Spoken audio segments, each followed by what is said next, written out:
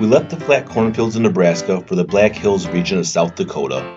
There were tunnels carved into the sides of the mountain, twisty, windy roads, and large trees everywhere we looked.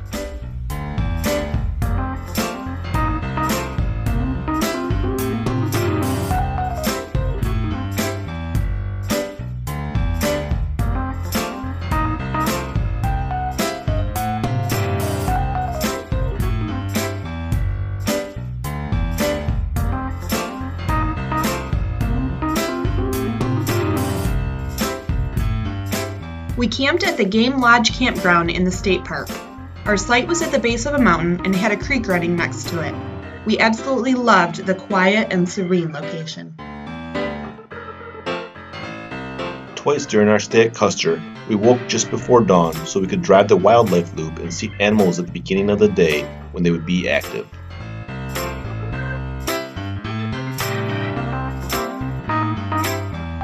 We were lucky to see a large number of animals, such as pronghorn deer,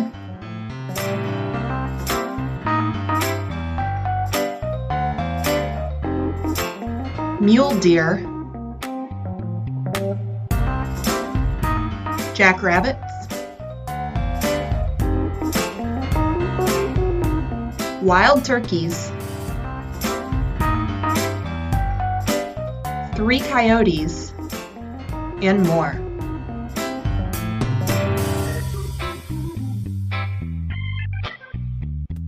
Bison roam the land in and around Custer, and one morning we spotted a herd of about 100 bison grazing on the hills.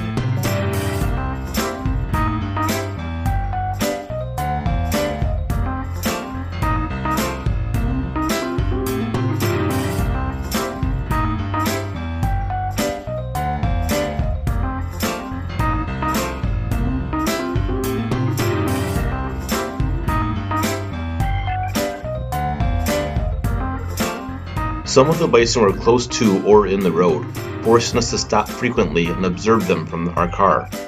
Calves who had been born a few months earlier in the spring stayed near their mothers, but also had a bit of fun with each other.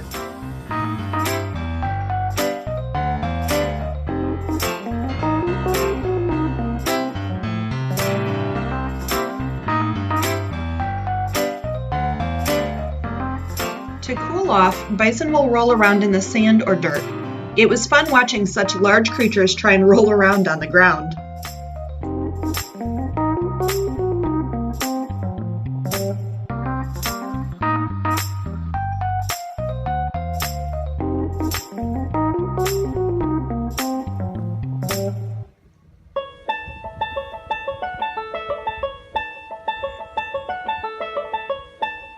Another herd that we saw in our drive were the begging burros.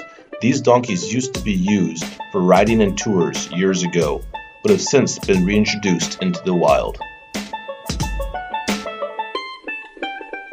Since they are used to people, they are not shy about coming up to your car to ask for something to eat. While you're not supposed to feed any wildlife at Custer, these begging burros are the exception. We fed them the rest of our breakfast and had fun petting them whenever they stuck their head into the car for more food.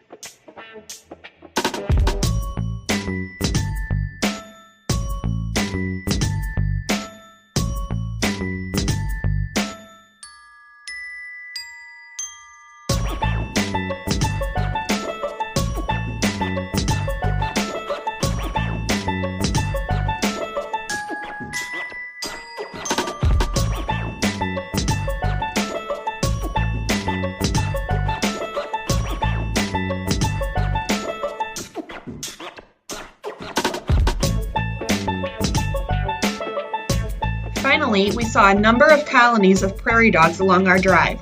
This was definitely my favorite animal to watch out of everything we saw.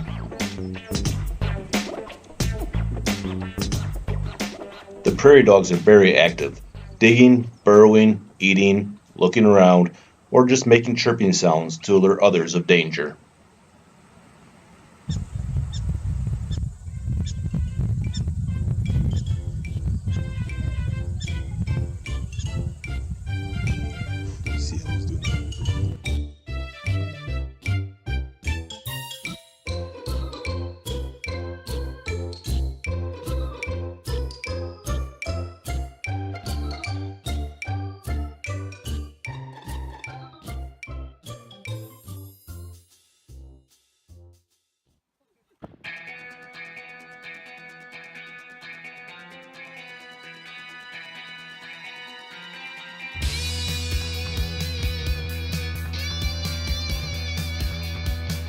All of the drives around Black Hills are beautiful, but a few are really spectacular.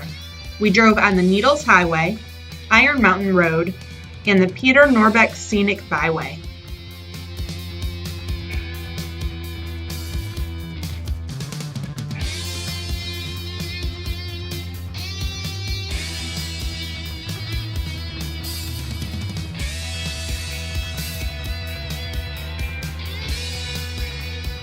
Iron Mountain Highway took us around mountains from Custer State Park to the Mount Rushmore National Park. We could see the monument from a distance as we drove, making us eager to get an up-close view.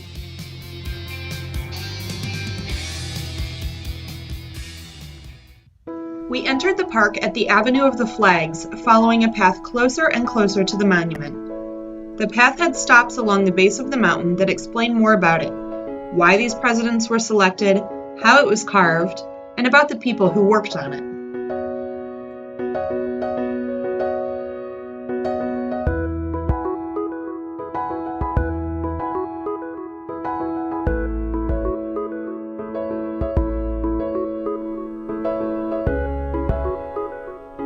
We took a break and went back in the evening for the lighting ceremony. After a video about making the monument, our national anthem played as the lights came on.